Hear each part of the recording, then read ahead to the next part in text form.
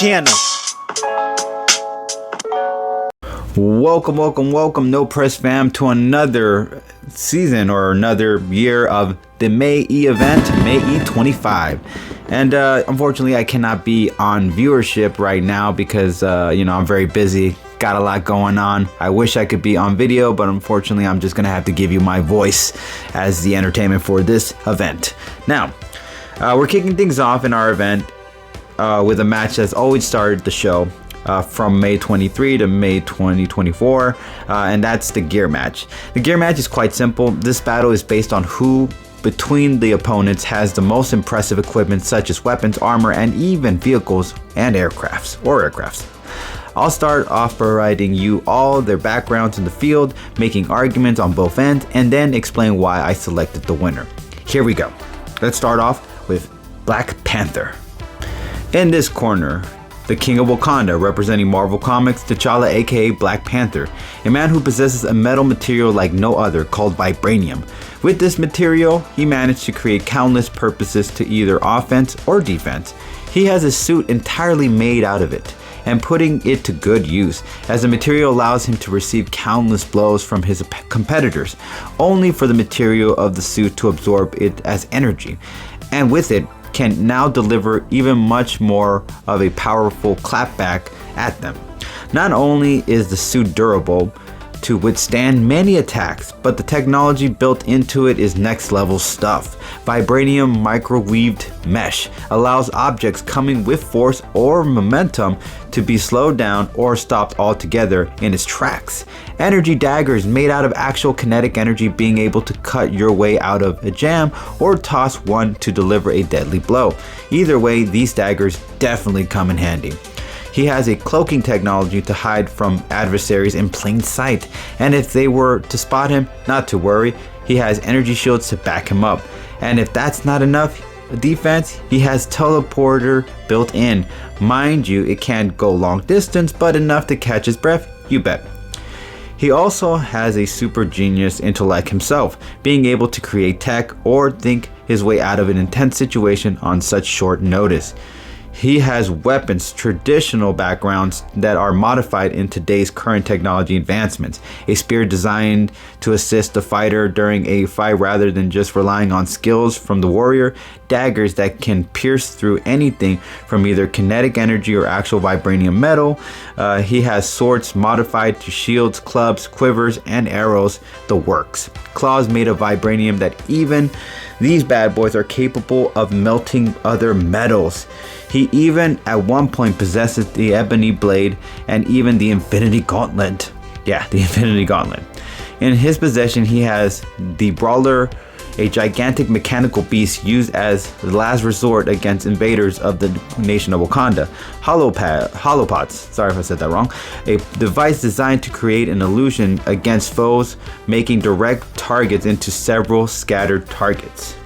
He was able to cut off those crushing rope wires that has left many diced up from the Predator world. If you remember the Predator franchises, we're talking about the Predators here, before it could harm a member of Wakanda.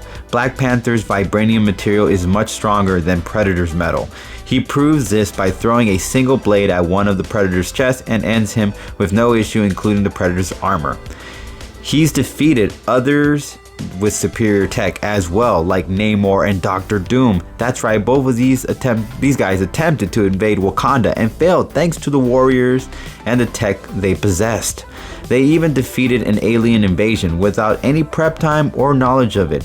Under his leadership, they overcame everything, and with the vibranium, they were able to hold their ground. I failed to mention Wakanda's countless advancements in aircraft, submarines, and automotive-based vehicles, proving they're ahead when they were making attempts to space before even Russia and the US ever attempted. Okay, should he ever face another tech-based person and need to slow and stop them, he always has his, I hope I'm saying this right, Kimoyo card, a very extremely powerful and versatile PDA invented by the Wakandians. This allows them to hack other computers and even learn about their tech or shut them down altogether, like losing your signal or anything. Used in the comics to jam signals and get schematics to jets. Did I mention this doesn't include his superhuman abilities like being able to see in the dark, enhanced strength, speed, reflexes, and agilities. That's just the man, and the brain to go with it. Yeah, his weapons are just the cherry on top of his skill set. A suit of almost indestructible armor, technology based beyond years, and a genius within it. There's no questioning his gear would have you screaming Wakanda forever. Alright, now in this corner, representing DC Universe, Victor Stone, aka Cyborg. The walking half-human, half-alien tech hero. Right off the bat, the man is entirely already tech himself, fused with the mother box technology that is as old as Earth itself and possibly more than that, and has even been used by the likes of Darkseid, the new god. His half-robotic part can alter his hands to create cannon blasters and weapons just by thinking of it.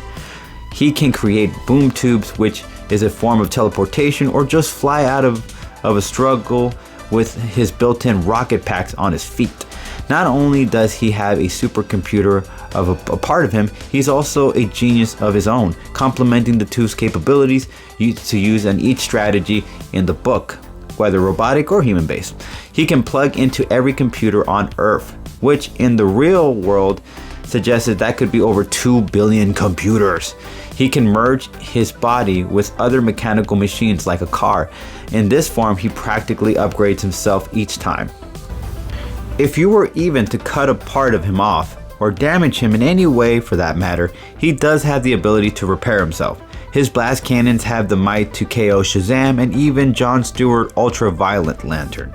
He has even a cannon in his chest that can set off a blast to put metahumans down like Miss Martian and The Flash.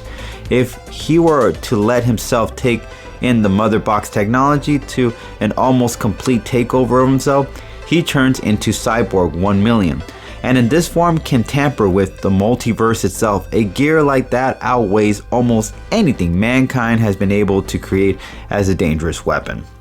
Weapons built into himself, cannons that can create for any occasion, out of the world technology that if fully tapped into can bend the multiverse in its will. Safe to say, his gear is something to fear. Alright, so let's talk about how Black Panther could defeat Cyborg and how Cyborg could defeat Black Panther. So let's start off with Black Panther. So his vibranium armor should be plenty to prevent Cyborg from taking him out for good, as it would take a lot of focus on his armor with the right energy. Panther, being smart enough to avoid direct attacks, has a fighting chance as long as the armor is at play. Panther's tech has been known to defeat an alien invasion. Who's to say he couldn't do the same to Cyborg's tech? Sorry if I'm saying it all weird. I have a weird lisp. Being able to wield the Infinity Gauntlet at one point, there's a chance if this goes towards a universal threat fight, Panther has to bring out the big guns, which would be the Infinity Gauntlet. Alright, hopefully I'm saying this right, the Kimoyo card helps out a lot as he can hack to learn weaknesses of Cyborg's mother box technology, or perhaps stop Cyborg in his tracks completely with this move. Now let's talk about Cyborg's end. He possesses much more strength, and at first that seems like nothing to do with gear itself, but it actually does when you think about it. Enough force thrown with whether object or energy relies on how much force is put into it. Without Cyborg's robotic strength, he couldn't make a big enough blast to make a dent or throw hard enough to nail Panther. But since he does have that robotic or strength, weapons with enough force to back up screams doom for anyone. Cyborg cannons play a big part as well, as he's known for using sound or sonic based blasts on occasions. And with those, he can disrupt Panther's suit and gain an exposed opening, leaving Cyborg a chance to blast a chunk of that actual flesh right off of T'Challa. He can level up with this tech to become Cyborg 1 million, and Panther's gear is impressive but doesn't have the same capabilities the mother box has to increase the power to cosmic proportions, which is ultimately which ultimately provides Panther with a huge L. But ultimately, who would win this? I'm going to give this one to Cyborg. For Black Panther to have an upper hand, he would need Wakanda for a fair fighting grounds. Pray his hacking card can work its magic, avoid any blast that may cause his suit some trouble, and rip through Cyborg piece by piece in nanoseconds. Cyborg reacts in nanoseconds, and if he gets desperate enough, he can let the mother box take the wheel for a brief time and then just finish Panther off like that. Even though he might be afraid, it has been done before in the comics. He can boom tube them to a place where tech favors Cyborg more than Panther's tech. Either way, Cyborg has his equipment ready to upgrade or change weaponry at any time, which isn't always the case with Panther.